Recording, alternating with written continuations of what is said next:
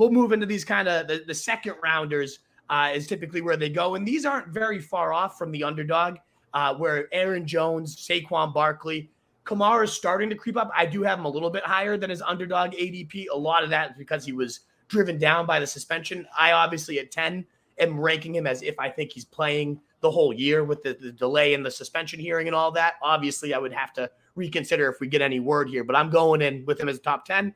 And then Swift also frequently in that early to mid second round kind of range is how you see him going on underdog. It's how I have him ranked too. So we're kind of aligned with underdog ADP. I am at least.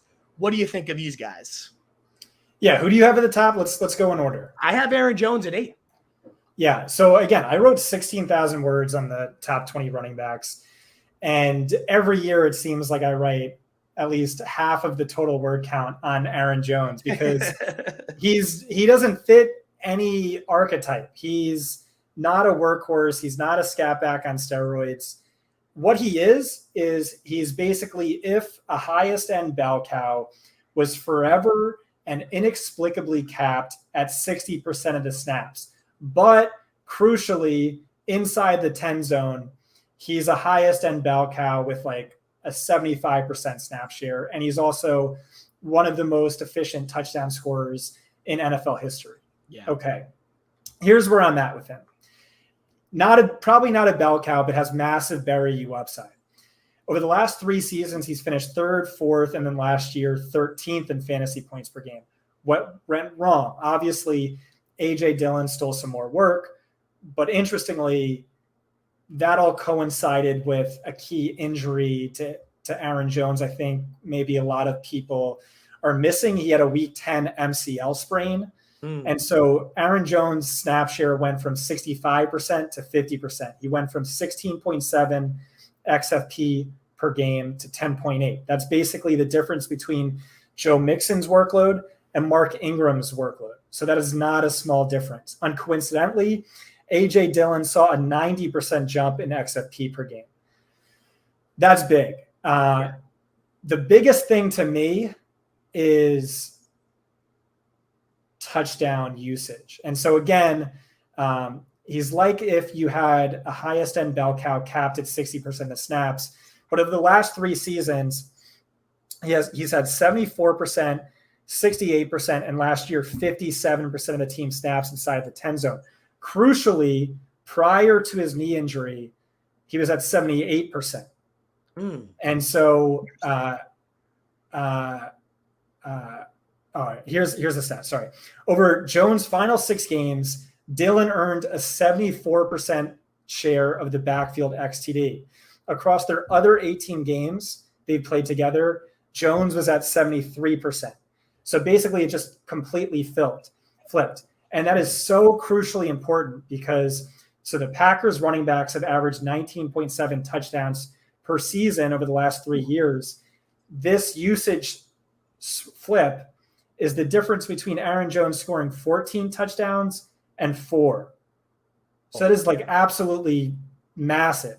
And so like you look at these splits and the question then is how much of this was due to injury? How much of this was due to the MCL sprain versus is it possible the team just liked Dillon in this increased role? A.J. Dillon ranked 3rd among all running backs in PFF grade. He ranked 3rd in PFF run grade, significantly higher than Aaron Jones, who granted always ranks top 5 because he's awesome. Yeah. And so these are all of the concerns I have. I just don't really feel they're terribly compelling. I think Jones is amazing. I think, again, he's one of the most efficient touchdown scorers of all time. I think he reverts back to that 10-zone bell cow role.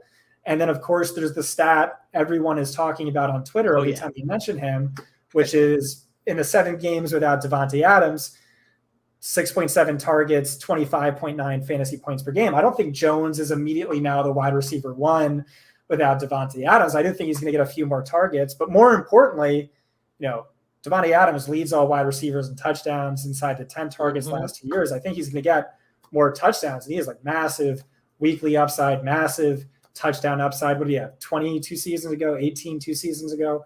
Yeah. And so he was someone I really struggled with. Like the analysis on him was trickier than anyone else. The classification for bell cow is trickier than anyone else. Just not a bell cow, doesn't really matter, massive upside.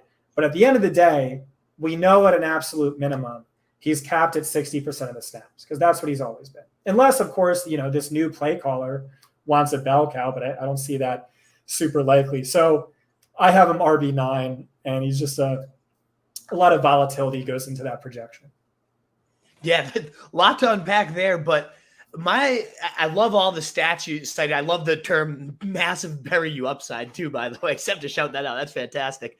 I think what ends up happening after hearing those, it's not necessarily the stat before the injury and after the injury, those expected touchdown rate flipping. I didn't actually realize that. That's incredible in terms of me now ranking Dylan a little bit higher in my head here, because I don't think that necessarily flips backwards, because Dylan kind of proved my guess is what happened is it wasn't necessarily that Aaron Jones was bad at it or the team was like, we like Dylan better. He just proved I can do this really well too. It gives them an opportunity to not have to wear down Aaron Jones in that role, despite him being also great at it. But then I think it can also offset. So Dylan's getting more, Dylan's getting his. And then as you mentioned with the receiving stuff, you remove all those touchdowns for Devante Adams. Like Dylan can get some, and so can Aaron Jones now bump up his receiving work. That the whole, again, update of 26 fantasy points per game, nearly like, what was it, 2,083 yards from scrimmage, 25 total touchdowns. He won't get that many because, again, Dylan, I do think, gets the bump.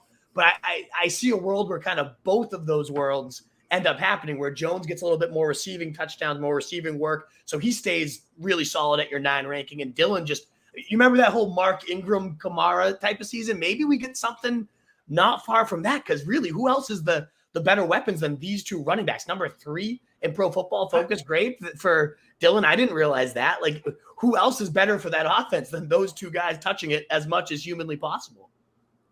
To be fair, that was like a massive outlier season, the Ingram Kamara season. I think like the past 30 years, there's only been like 3 seasons where 2 running backs in the same team finishes RB1s. It was them, Chubb and Hunt, and Jordan Howard and Tariq Cohen, I want to say. So only 3 in like 30 years. So like it just like rarely happens. But like, hey, like if any team has that potential, and Dylan has said like his goal for the season is for both him and Aaron Jones to get 1,000 rushing yards. And, I'm inclined to think A.J. Dillon is just the most expensive workhorse, where he has the best standalone value, but still like best case scenario, low end RB2 value, which is like basically worthless outside of, it's not winning you championships. It's going to help for bye week fill-ins, but it's not winning you games.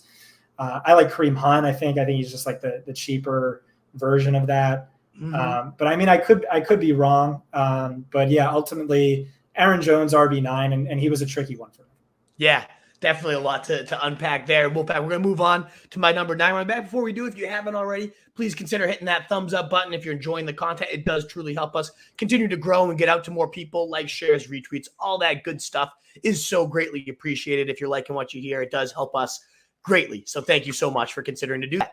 What is up, you fantasy wolf? Thanks so much for tuning in. If you haven't already, share your thoughts in the comments, check out some more videos, and join the newest Wolfpack by subscribing below.